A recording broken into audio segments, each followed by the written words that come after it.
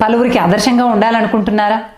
పలువురు మిమ్మల్ని చూసి అబ్బా ఎంత అద్భుతమైనటువంటి జీవితం, నేను కూడా అలాంటి జీవితం గడిపితే బాగుండు అని మిమ్మల్ని చూసినప్పుడు, మీ జీవితాన్ని చూసినప్పుడు అవతలి వాళ్లకు అనిపించేలాగా ఆదర్శవంతమైనటువంటి జీవితం గడపాలి అని మీరు అనుకుంటున్నారా?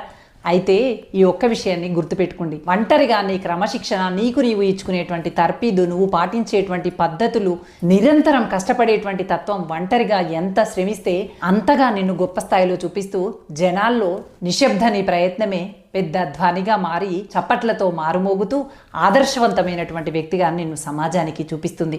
అంతే తప్ప ఆదర్శం అవ్వాలి అంటూ అస్తమానం పలువురిలో కూర్చొని సమయాన్ని వృధా చేస్తూ ఏవేవో మాటలు మాట్లాడుతూ కాలం గడిపావే అనుకో, ఎంత కాలం గడిచినా ఆదర్శం అవ్వలేవు సరికదా, కనీసం నిన్ను నీవు కూడా జయించలేవు అనేటువంటి విషయాన్ని గుర్తుపెట్టుకో.